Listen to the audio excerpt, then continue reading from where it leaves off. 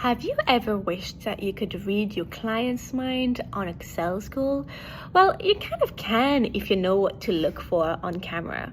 So, in remote calls, people think it's all about what's said, but I really like having the cameras of my clients because I see how they think and I have also insights into how they react to certain things that I'm saying. So I've learned to pay close attention to what's not said and how it shows up in their body language. So here are 3 subtle behaviors that I watch for, whatever I'm doing, just to give me cues as to how they react. So the first thing is the open mouth moment. So it looks like this.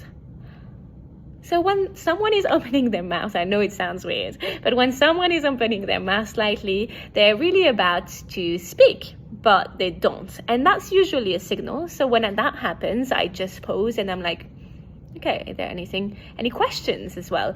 Anything that was unclear, just to make sure that they have the time to express whatever is going on in their minds. And usually that often unlocks what they really care about.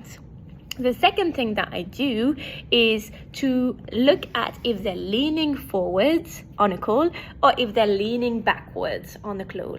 And most importantly, if they are, highly interested in leaning forward, but also if they are, crossing their arm and leaning backwards. The reason for that is that when they are leaning in, it shows interest, curiosity, engagement, and we can do that naturally in a call because when we're really interested into something, we're like, oh, tell me more, and we're leaning in, and that's engagement.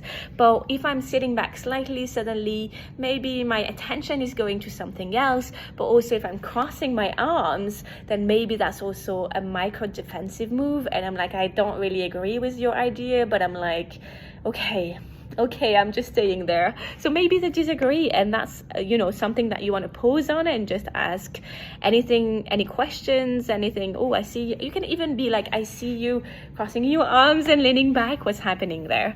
And the third thing is they kind of I call this a growing gesture, but when people are opening their eyes bigger or frowning or tilting their heads, then they might be not clear about something and have a couple of questions they wish they could ask, or something that is not very clear yet they're not expressing it. Or it might be widening their eyes because that's surprising, that's an insight that they didn't think about.